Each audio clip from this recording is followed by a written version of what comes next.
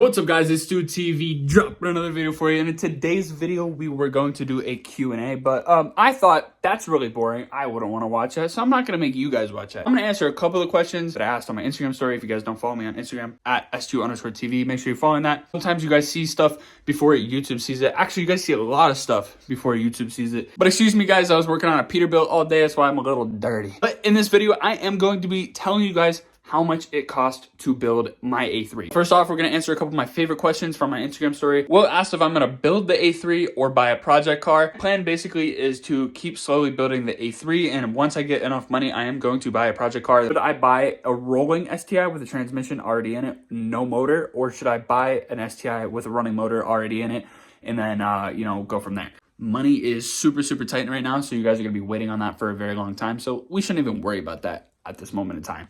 Next up, this question is from 614 Canyon, and their question was, what is my reason for buying an A3? Well, my reason is I wanted a GTI. GTIs are front wheel drive.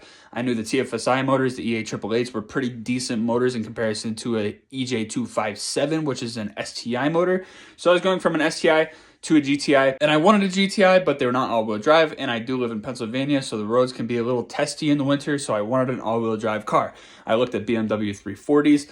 They're a little out of my price range, so then I decided, what is an A3? What does it have compared to a GTI to a 340? Well, okay, so the A3 is all-wheel drive. It has an EA888, a decent motor. You can make decent power out of it, and they on a great platform, which is called the MQB platform, which you can swap parts in and out from other year Volkswagens and Audis. So then I decided to go that route. Also, there is not very many people building an A3. I wanted to do something original, which it kind of bit me in the ass a little bit, because you guys know all the 12-year-olds love Subarus, and basically the clout that comes from owning a Subaru and the clout that comes from owning an A3, nobody has an A3, so I have to prove myself, which I am proving myself to everyone, that A3s are a good platform to build off of, and there are tuner cars that nobody considers, and that is basically why I bought an A3, because nobody considers them as a good tuner car, and I'm proving to you guys that they're a good tuner car to have, and I've already seen many people purchase an A3 because of mine.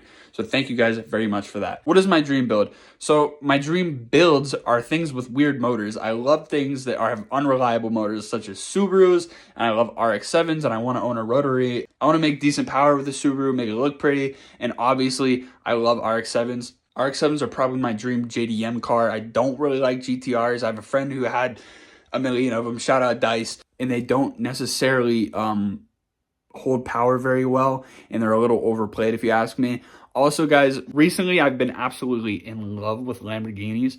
Obviously, that's not realistic, but if this YouTube stuff works out, I might just have a Lambo. Call me Street Speed 717. Shout out my boy Matt. He asked a very good question. What got me into cars, basically. I'm going to keep this story a little short. Basically, what made me realize I was into cars is when I was younger, my mom and I would play this game called Road Rippers. So we would take Hot Wheels cars and we would fling them down wood floor and we'd play with cars all day. I would only ever be interested in games that had association to cars, such as like Midnight Club and games like that. I would play all the time. So basically my reason for I'm into cars is I've always just been drawn to them. Actually, learning about cars is a little difficult for me because I'm basically the only one in my family that's into cars. Like my older brother likes cars, but he never got into it as much as I did. But yes, I liked cars basically my whole life, but when I really got into them is when I got my first car. And after putting that first mod on the car, it took me 4 hours to put an intake on a Scion TC. But I was so satisfied with the outcome, and I really thought it added horsepower, but I had so much fun doing it, I couldn't stop, and I wanted to do it more and more and more. And so I started learning. I started figuring out that my favorite car was a Subaru, and basically it still is. I don't know why, they're pieces of shit. What made me first realize I was into cars? I have no idea. It was kind of just a whole bunch of stuff combined on top of each other, and I just always kind of liked cars a little bit. And Matt, tell your dad to buy that manual Super already, because I'm trying to go for a ride tonight. The final question that I'm going to answer comes from Kerwin_W19. That is going to be this video. So thank you so much for the idea. This one goes out to you, man.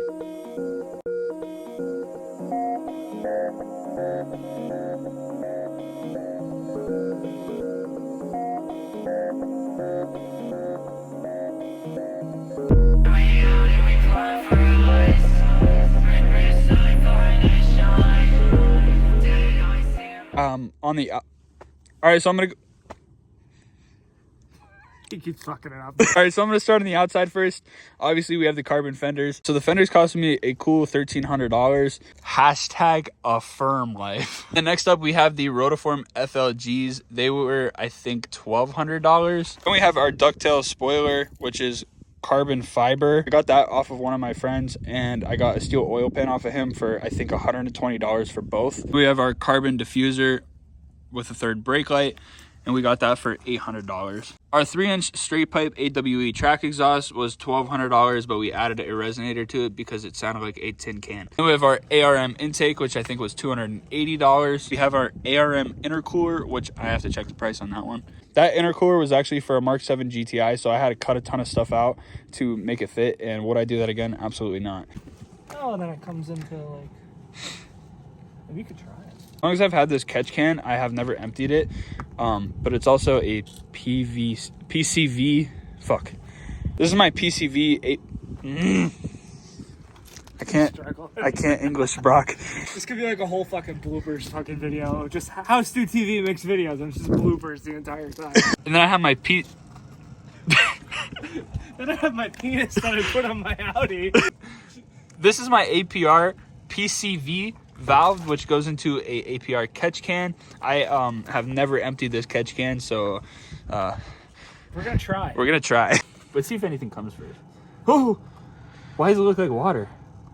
Well, I don't think it's supposed to do that. Is that? It's just like a mix of.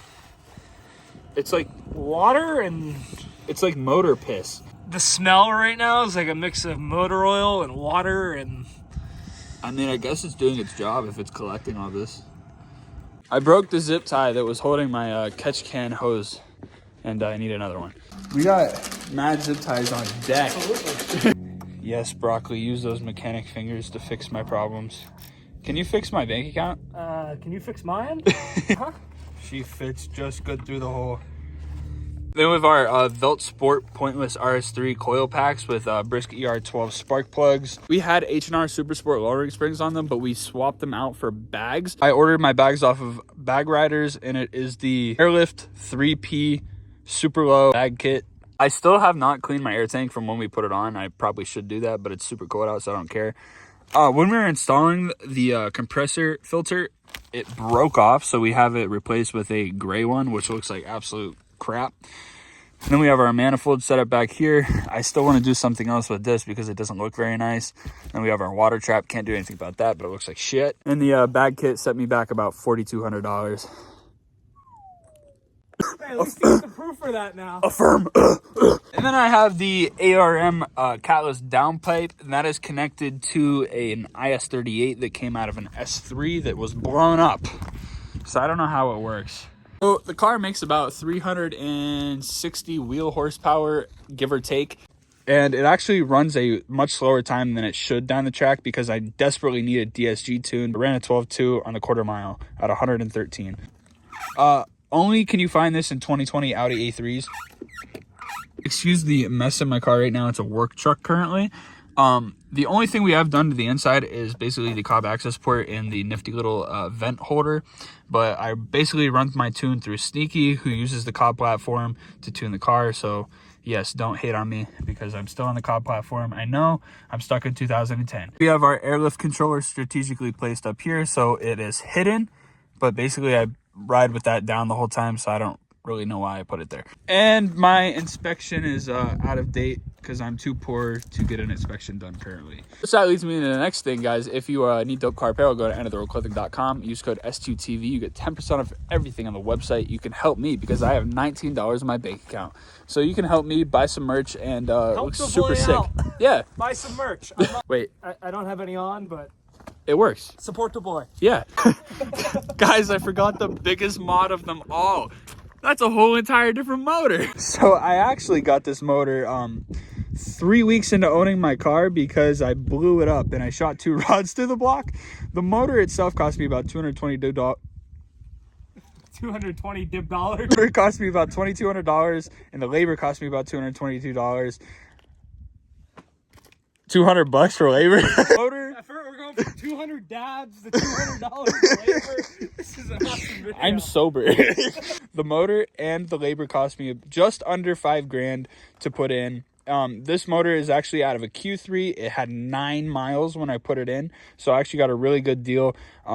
If you guys are in the same boat as me, hit up LKQ. They're super great in helping me find that motor. Another little funny story here. When I was putting my downpipe on, to take the stock downpipe out, you actually have to remove the drive shaft and push it over. So I did it on my garage floor thinking that was going to be great.